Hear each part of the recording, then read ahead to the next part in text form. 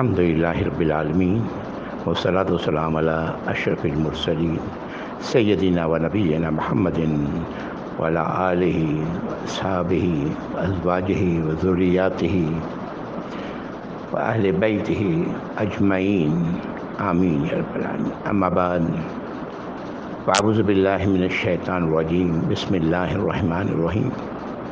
رب اشرح لی صدری ویسر لی امری واحلل عقدۃ من لسانی یفقہوا قولی. آمین یا رب. السلام علیکم ورحمۃ اللہ وبرکاتہ. اللہ کی مشیت، اس کے آگے انسان بے بس ہے. پچھلی نشست میں بھی ایک اچھا حصہ جو آلریڈی اس میں جانا چاہیے تھا وہ سم ہاؤ شامل نہیں ہو سکا. اسی طرح اس سے پہلے والی نشست میں بھی ہوا تھا. تو جو باقی حصہ تھا وہ میں نے بعد والی نشست میں مکمل کر دیا، اور اس پچھلی نشست کا جو حصہ رہ گیا ہے انشاءاللہ اس کو ہم اس میں شامل کریں گے انشاءاللہ تعالی. اللہ کی مشیت یہی تھی، اور جو اللہ کی مشیت ہے اسی میں خیر ہے.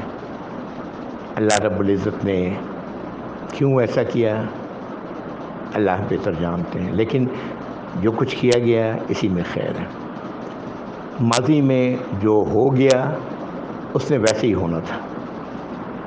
یہ بات لوگ سمجھنے میں بڑی دقت ہوتی ہے. میرے ایک عزیز ہیں، کزن ہیں، مجھ سے چند ماہ بڑے ہوں گے. ہم لوگوں کے ہاں جو بھی بڑا ہوتا ہے چند ماہ ہی بڑا ہوتا ہے، ایک دن بھی بڑا ہوتا ہے تو اسے بھیا کہا جاتا تھا، یعنی وہ اس کی عزت کی جاتی تھی.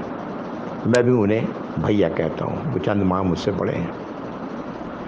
وہ کچھ واقعات بیان کرنے لگے اپنی بھانجی کے بارے میں جس کی اب نوبت طلاق تک پہنچ چکی ہے. اور پھر وہ بار بار یہ جملہ دہرا رہے تھے کہ جب یہ شادی کی گئی تو مجھ سے مشورہ بھی نہیں کیا گیا. میں نے ان سے کہا کہ بھیا جو ہو گیا اس نے ایسا ہی ہونا تھا، یہی اللہ کی مشیت تھی. ماضی کو کریدنے کا کوئی فائدہ نہیں. ماضی سے سبق لیا جا سکتا ہے اور بس، اس پہ کیوں اور کیا کرنے کی ضرورت نہیں ہے. میں بار بار یہ کہتا ہوں، وہ بار بار اپنی بات دہرائے جاتے ہیں. پھر میں نے گفتگو بدل دی، بات کا موضوع بدل دیا. یہ بہت اہم ہے. ایمان کا ایک جز راضی برضا ہے کہ جو اللہ کی رضا تھی، جو اللہ کی مشیت تھی اس پر راضی رہنا. لیکن اکثر لوگ اس معاملے میں غلطی کر بیٹھتے ہیں. جو ہو گیا، جو ماضی میں ہوا اس نے ویسے ہی ہونا تھا. بہرحال اللہ رب العزت ہم سب کی خطاؤں سے درگزر فرمائے اور ہم سب کو ہدایت کے راستے پر چلنا نصیب فرمائے. میں پچھلی بار کی ریکارڈنگ مینوئن میں یہاں پر ٹرانسفر کر رہا ہوں. اگلی آیت 162 بتا رہی ہے کہ صراط مستقیم کیا ہے، جس کی طرف آپ کی رہنمائی فرمائی گئی صلی اللہ علیہ وسلم.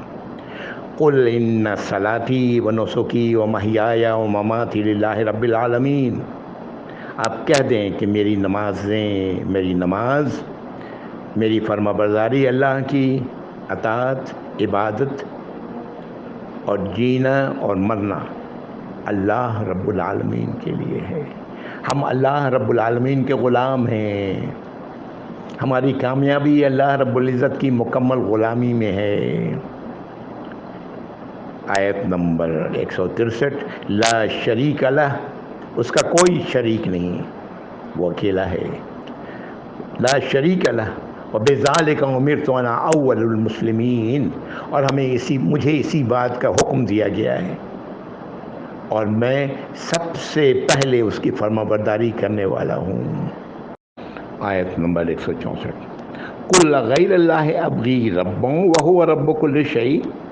آپ کہہ دیں کہ کیا اللہ کی بجائے میں کسی اور کو اپنا رب تلاش کروں جبکہ وہ ہر شے کا رب ہے. ولا تکسب کل نفس الا علیہا.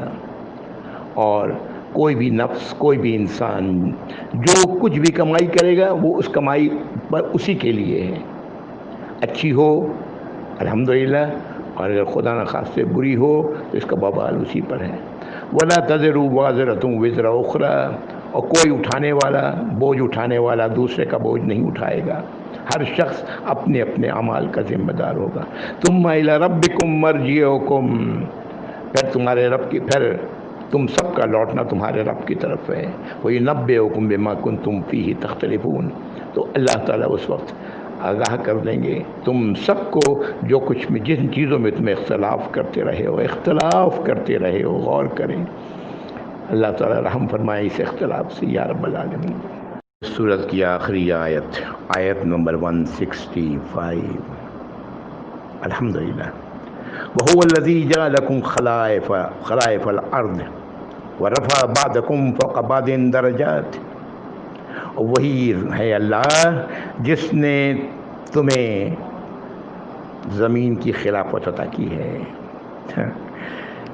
یہ تو میں نے ایک عمومی ترجمہ کر دیا۔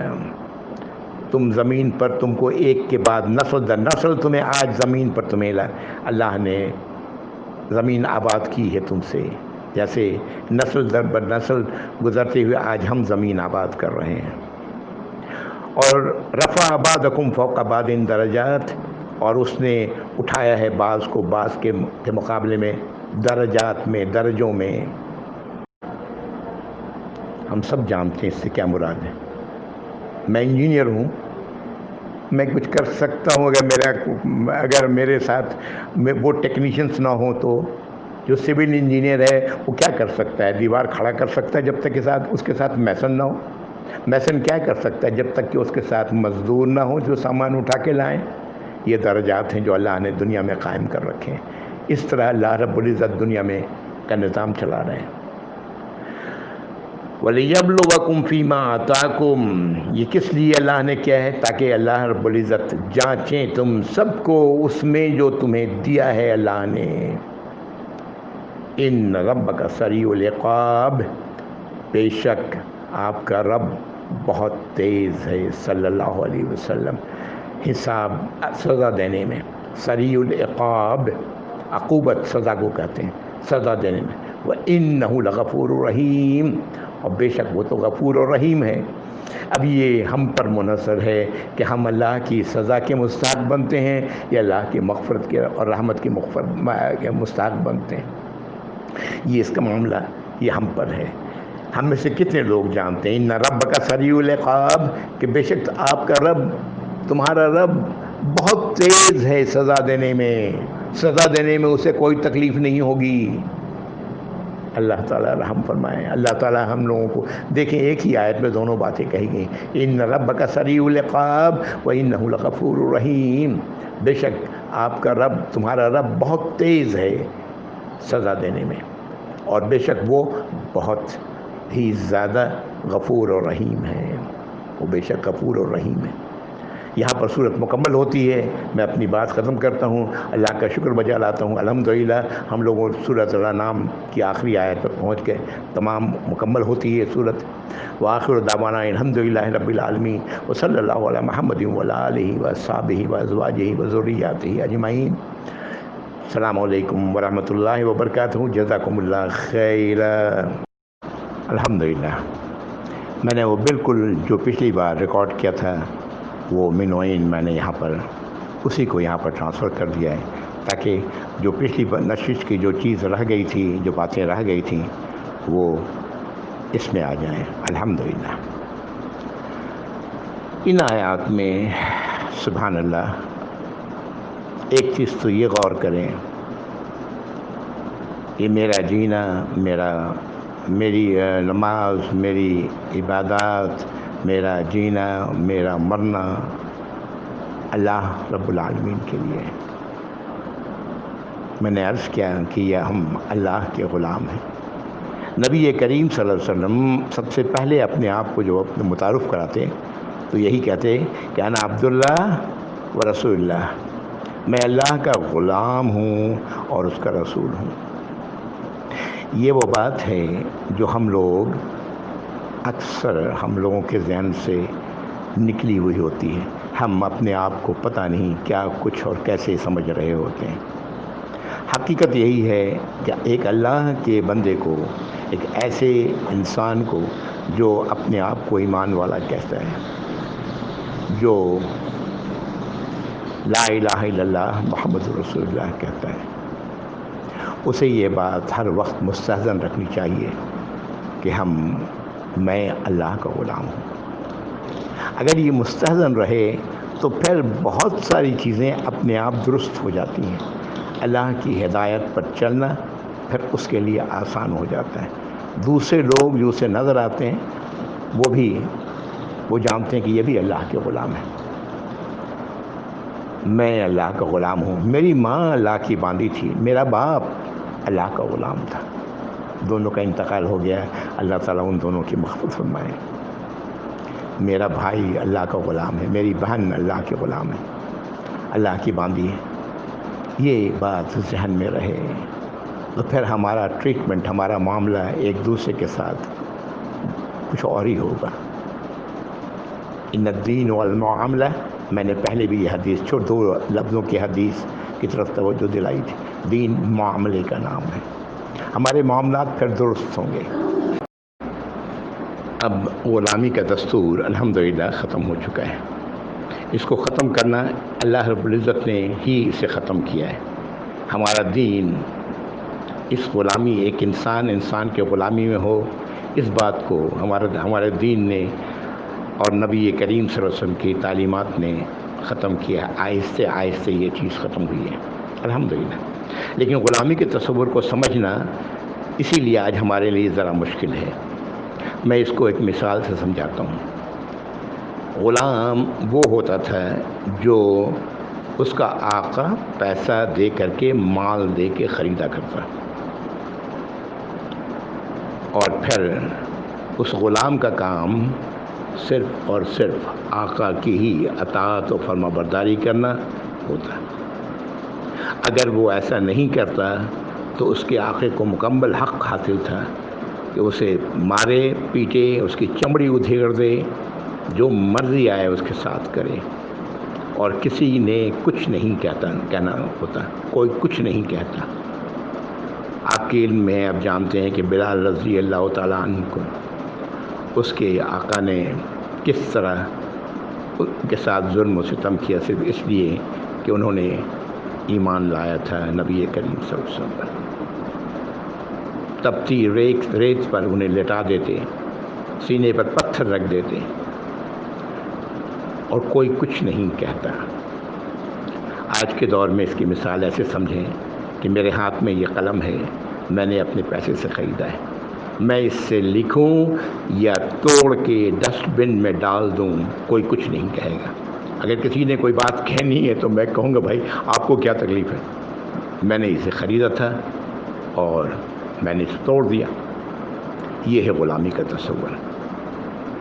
اور یہ غلام کس کا ہے؟ اللہ تعالیٰ فرما رہے ہیں اسی اس میں کہ لا شریک لہ، اس کا کوئی شریک نہیں ہے. یعنی کوئی بھی ایسا نہیں ہے جو اس کی غلامی میں شریک ہو سکے. پہلے تو یہ ہوتا تھا کہ جو آقا ہوتا تھا اس کے بیٹے بھی اپنے باپ کے غلام کو اپنا غلام سمجھتے تھے. ہاں، وہ اس کی غلامی میں شریک تھے، لیکن اللہ کا کوئی شریک نہیں. صرف اور صرف اللہ ہی کی غلامی ہے جس کے لیے اللہ نے ہمیں بنایا ہے. یا یوں کہیں کہ صرف اور صرف اللہ ہی کی غلامی ہے جو ہماری کامیابی کا ذریعہ ہے. اس کے علاوہ اگر کسی اور کی غلامی کو ہم نے شریک کیا اپنے اس غلامی میں تو سوائے ناکامی کے، سوائے اللہ کی سزا کے اور کوئی جگہ نہیں ہے. اللہ تعالی ہم سب کو سمجھ عطا فرمائے یا رب العالمین. اس صورت کا اختتام آیت نمبر 165 پہ ہوا، جس کی آیت کا آخری ٹکڑا ہے ان ربک سریع العقاب. بے شک اے نبی صلی اللہ علیہ وسلم، آپ کا رب بہت ہی تیز ہے سزا دینے میں. وَإِنَّهُ لَغَفُورٌ رحیم، اور بے شک وہ بخشنے والا ہے، معاف فرمانے والا ہے اور رحم فرمانے والا ہے۔ نوٹ کریں پہلے کیا چیز آ رہی ہے؟ سزا۔ وہ اللہ رب العزت سزا دینے میں بہت تیز ہے، اور پھر اس کے بعد کہا جا رہا ہے کہ بے شک اللہ تو ہے غفور اور رحیم۔ یہ انسان کی، ہماری اپنی اور ہم سب کے لیے ہے یہ بات کہ اگر ہم اپنی مرضی چلاتے رہیں گے تو انتظار کریں اللہ کی سزا کا، اور اگر ہم اپنی مرضی سے منہ موڑیں، اللہ کی طرف رخ کریں، اپنی خطاؤں کی اللہ سے معافی طلب کریں اور اپنی اصلاح کر لیں، تو اللہ کو غفور اور رحیم پائیں گے۔ اللہ تعالیٰ پچھلے تمام غلطیوں کو، تمام کوتاہیوں کو، تمام خطاؤں کو سب معاف کر دیں گے۔ کیا ہی رحیم اور رحمان ہے وہ ذات۔ چونکہ اللہ رب العزت نے سورۃ الانعام کے حوالے سے اس نشست کو بھی مخصوص کیا ہے، الحمدللہ ثم الحمدللہ۔ تو میں چند ایک باتیں اور مزید کرنا چاہتا ہوں۔ انما الاعمال بالنیات، مجھے یقین ہے آپ سب کو یہ حدیث کا یہ ٹکڑا یاد ہوگا۔ اس حدیث کے راوی ہیں عمر بن خطاب رضی اللہ تعالی عنہ، امیر المومنین، وہ اس حدیث کے راوی ہیں۔ فرماتے ہیں کہ میں نے نبی کریم صلی اللہ علیہ وسلم سے سنا کہ آپ نے فرمایا انما الاعمال بالنیات۔ یہاں تک تو ہم سب کو یاد ہے، آگے سنیں۔ اردو کا ترجمہ میں آپ بیان کر رہا ہوں لفظ بہ لفظ۔ اعمال کا دار و مدار نیتوں پر ہے۔ ہر شخص کو وہی کچھ ملے گا جس نے نیت کی۔ جو شخص اللہ اس کے رسول کے لیے ہجرت کی نیت کرے گا، اس کی ہجرت اللہ اس کے رسول کی طرف ہوگی، اور جس شخص کی ہجرت دنیا کی طرف ہو، اس کے مطابق اس عمل کا اجر اللہ رب العزت اسے دیں گے۔ ایک بلکہ دو مثالیں میں آپ کے سامنے رکھتا ہوں، ان دونوں سے میرا واسطہ پڑا ہے، اس لیے میں چاہتا ہوں کہ یہ آپ سے شیئر کروں۔ ایک شخص جس کے پاس بہت مال و متاع ہے، وہ اتنا ہے کہ وہ زکوٰۃ کے نصاب میں ضرور آتا ہے، لیکن سال کے پورا ہونے سے پہلے وہ اپنا تمام مال و متاع اپنی بیوی کے نام، بیوی کو ہبہ کر دیتا ہے۔ ہبہ کرنا یہ ہے دے دینا، ہبہ کر دیتا ہے۔ اب اس نے ایسا کیوں کیا ہے یہ تو اللہ ہی بہتر جانتے ہیں، یا وہ جانتے ہیں۔ اب کہنے والا یہ کہتا ہے کہ جی اس نے زکوٰۃ سے بچنے کے لیے یہ حرکت کی ہے۔ زکوٰۃ کی شرط میں ہے کہ شرط ہے، بنیادی شرط ہے کہ اس کے پاس وہ مال 1 سال رہا ہو۔ وہ 1 سال پورا ہونے سے پہلے ہی 1 دن پہلے وہ بیوی کو ہبہ کر دیتا ہے۔ اب یہ اس کی نیت کیا تھی؟ اگر اس کی نیت زکوٰۃ کو نہ دینے کی تھی تو اللہ تو جانتے ہیں، اللہ کو تو پتہ ہے، یا اس کی نیت کچھ اور تھی، کسی اور وجہ سے اس نے اپنی بیوی کو ہبہ کیا، اللہ کو کے علم میں وہ بھی۔ تو ہمارے اور آپ کے دیکھنے سے یا کہنے سے کوئی فرق نہیں پڑتا، اصل چیز تو اس کی اپنی نیت ہے، جس نیت کے تحت اس نے ایسا کیا۔ لیکن عموماً ہم لوگ یہی کہہ بیٹھتے ہیں، اور جی اس نے تو اس لیے کیا ہے کہ وہ زکوٰۃ سے بچ جائے۔ ایک مثال، دوسری مثال، ایک ایسے شخص کی مثال جس کی بیٹیاں ہیں اور بیٹے نہیں ہیں، مالدار ہے نا، کافی مال رکھتا ہے، مال میں اضافہ ہو رہا ہے۔ اسے اس بات کا پتہ ہے کہ اس کے دنیا سے جانے کے بعد اس کا جو ورثہ ہے اس میں اس کی بیوی کا حق ہے، ایک مخصوص حق، 1/8 اللہ نے یہ متعین کر دیا ہے۔ اس کی بیٹیوں کا حصہ ہے، ایک مخصوص حصہ، اور باقی سارا مال عصبہ کو جائے گا۔ عصبہ کہتے ہیں اس کے یہاں پر کہا جائے گا کہ اس کے بھائیوں میں چلا جائے گا۔ تو وہ یہ کرتا ہے کہ تاکہ وہ مال بھائیوں کو نہ جائے، اس کے لیے وہ اپنی بیٹیوں کے نام سے ابھی سے وہ بیٹیوں کے نام پر جائیداد منتقل کرتا ہے، اپنی بیوی کے نام پر جائیداد منتقل کرتا ہے، وغیرہ وغیرہ وغیرہ، تاکہ یہ جائیداد اس کے اگر جو بچ جائے، چھوڑ کے جائے، وہ بہت ہی تھوڑا مال ہو جو اس کے عصبہ کو جائے۔ اگر اس کی نیت ایسی ہے تو در حقیقت کیا کر رہا ہے؟ وہ کام کر رہا ہے جو اسے نہیں کرنا چاہیے۔ اگر اس کی نیت ایسی نہیں ہے تو پھر اس کا معاملہ اور ہے۔ تو یہ سارا معاملہ نیت کا ہے، اور نیت کا حال صرف اور صرف اللہ رب العزت جانتے ہیں، یا کرنے والا جانتا ہے۔ کئی بار کرنے والوں کو پتہ نہیں ہوتا۔ ایک اور مثال دیکھیں، پاکستان بنا، پاکستان لوگ ہجرت کر کے آئے، سبھی مہاجر کہلائے، ہم سبھی کو مہاجر کہتے ہیں۔ آج مہاجر ایک قوم بن گئی ہے پاکستان کے اندر، اس کو قوم بنا دیا ہے۔ ہمارے کچھ ہی دنوں پہلے، یعنی کچھ دنوں تو نہیں، یہ ہمارے ایک لیڈر نے مہاجر قوم ہو گئی ہے۔ مہاجر کس کو کہتے ہیں؟ جو ہجرت کر کے آیا۔ لفظی معنی تو درست ہے، جو لوگ انڈیا سے آئے تو وہ ہجرت کر کے آئے، لیکن جس کی ہجرت لا الہ الا اللہ محمد رسول اللہ کے لیے تھی تو اس کی ہجرت اللہ کے لیے تھی۔ اس کے علاوہ جس کی ہجرت دنیا کے حصول کے لیے تھی، وغیرہ وغیرہ وغیرہ، ان کو اللہ کے ہاں ان کی کیا ہجرت قبول ہوگی یا ہے؟ نہیں، اس لیے کہ اللہ تو دلوں کا حال جانتا ہے۔ بہرحال یہ مثال میں نے ساری اس لیے دی کہ ہم لوگ ان باتوں کو سمجھیں، کسی کے معاملے میں خواہ نہ کہیں کہ یہ جی اس نے ایسے اس لیے کیا ہے، یہ تو اللہ جانتے ہیں۔ اللہ کے پر بھروسہ کرنا چاہیے۔ ہمارے کہنے سے اللہ کو نہیں پتہ لگے گا، بلکہ اللہ تعالیٰ تو علیم بذات الصدور ہے، سینوں کا حال جاننے والے ہیں۔ بہرحال یہ ساری باتیں، اور اگر کسی کی بھی نیت درست ہے تو اللہ کی مغفرت ہے اور رحمت ہے، اور کسی کی نیت میں کھوٹ ہے، اللہ کے قانون کو توڑنا مقصد ہے، اللہ کے قانون سے بچنا مقصد ہے، ہاں، جو وراثت کا قانون جیسے اللہ نے بنایا ہے، تو وہ منتظر رہے۔ اللہ تعالیٰ سریع العقاب ہیں، بہت تیز ہیں سزا دینے میں۔ اللہ تعالیٰ ہم سب کو معاف فرمائے، ہم سب کو ہدایت عطا فرمائے، ہم سب کو ان باتوں کی سمجھ عطا فرمائے یا رب العالمین۔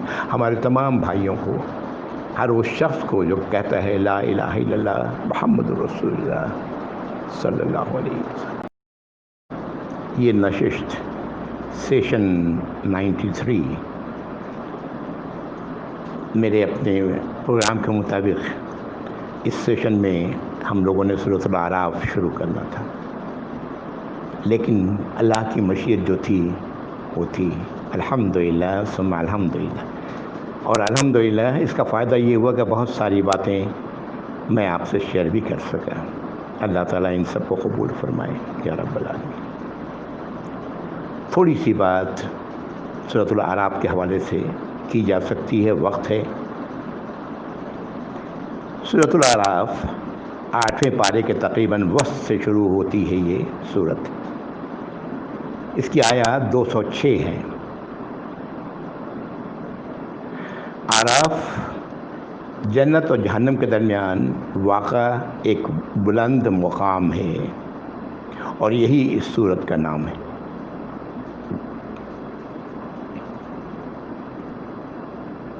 یہ سورت اپنی طوالت کے لحاظ سے، چونکہ یہ اختتام اس سورت کا 9ویں پارے کے آخری تہائی پر ہے، تو تقریباً یہ سورت 7 پارے سے زائد طویل ہے۔ مکی صورت ہے، اور یہ قرآن کی یہ دوسری مکی صورت ہے جو آگے آنے والی مدنی 2 صورتوں سے درمیان ہے، جس کا ذکر میں پہلے کر چکا ہوں۔ اس صورت میں کا بیان کئی مناظر اللہ رب العزت نے اس طرح رکھے ہیں کہ جیسے ایسا لگتا ہے پڑھنے والے کو کہ وہ اپنی آنکھوں دیکھ رہا ہے۔ اللہ تعالی ہم سب کو ان مناظر سے، اس صورت میں آئے پیغام سے اور ہدایات سے مستفید فرمائیں۔ مجھے اور میرے تمام مسلمان بھائیوں کو، ہر اس شخص کو جو لا الہ الا اللہ محمد الرسول اللہ پر کا دعویٰ کرتا ہے۔ سورۃ الاعراف کی پہلی آیت حروف مقطعات ہیں، یعنی ایسے حروف جو ایک دوسرے سے کٹے ہوئے ہیں، ان کا تعلق نہیں۔ عرض کر چکا ہوں اس کے معنی اور مطلب اللہ رب العزت جانتے ہیں۔ ان حروف مقطعات کا معنی کیا ہے، مطلب کیا ہے، مقصد کیا ہے، ہمارے لیے یہ حروف مقطعات ہیں۔ لوگوں نے بڑی بحثیں کی ہیں ان پر، بڑی باتیں بتائی ہیں، ہمیں اس کی ضرورت نہیں۔ اگر اللہ تعالیٰ اسے ہمیں بتانا چاہتے تو ضرور بتا دیتے۔ اعوذ باللہ من الشیطان الرجیم، بسم اللہ الرحمن الرحیم۔ اللہ تعالیٰ کا نہیں بتانا اس لیے ہوتا ہے کہ اس کو جاننے سے ہمارے ایمان میں کوئی اضافہ نہیں ہوگا، ہمارے اعمال میں آخرت کے انجام پر کوئی اثر نہیں پڑے گا اگر ہم اسے جان لیں تو۔ اعوذ باللہ من الشیطان الرجیم، بسم اللہ الرحمن الرحیم۔ الف لام میم صاد کتاب انزل الیک فلا یکن فی صدرک حرج منہ لتنذر بہ وذکری للمؤمنین۔ آیت نمبر 1 حروف مقطعات، آیت نمبر 2 ایک کتاب جو نازل کی گئی اے نبی صلی اللہ علیہ وسلم آپ کی طرف، تو یہ نہ ہو آپ کے سینے کو یہ کتاب آپ کے سینے کی تنگی کا باعث نہ ہو، یعنی آپ اس سے پریشان نہ ہوں۔ فلا یکن فی صدرک حرج منہ، تو یہ اس کی وجہ سے آپ کے سینے میں کوئی تنگی نہ ہو، یعنی پریشانی نہ ہو۔ لتنذر بہ وذکری للمؤمنین، یہ اس لیے نازل کی گئی ہے تاکہ آپ اس کے ذریعے خبردار کریں، اور یہ نصیحت ہے ان لوگوں کے لیے جو ایمان لائیں۔ یہ نصیحت ہے، یاد دہانی ہے ان لوگوں کے لیے جو ایمان لانے والے ہیں۔ اتبعوا ما انزل الیکم من ربکم، اب اس اگلی آیت میں جمع کا صیغہ آ رہا ہے، تمام کے تمام ایمان والوں سے اس آیت تمام کے تمام ایمان والوں کو مخاطب کر رہی۔ اتبعوا ما انزل الیکم، پیروی کرو اس کی جو نازل کی گئی ہے تم لوگوں کی طرف، من ربکم، تمہارے رب کی طرف سے۔ ولا تتبعوا من دونہ اولیاء، اور مت پیروی کرو اللہ کے سوا کسی اور کو اپنا ولی بنا کر، اپنا سرپرست بنا کر، اپنا حمایتی بنا کر۔ قلیلا ما تذکرون، کم ہی ہیں وہ جو نصیحت پکڑتے ہیں، نصیحت قبول کرتے ہیں۔ یہ اللہ تعالیٰ فرما رہے ہیں کہ کم ہی ہیں ایسے لوگ جو نصیحت قبول کرتے ہیں۔ دیکھا جائے تو قرآن کے روح سے جب یہ لفظ الیکا آ رہا ہے تو یہ لفظ تم پر، تمہاری طرف، اس کا میں اس کو اس طرح پڑھوں گا تو زیادہ بات سمجھ میں آئے گی۔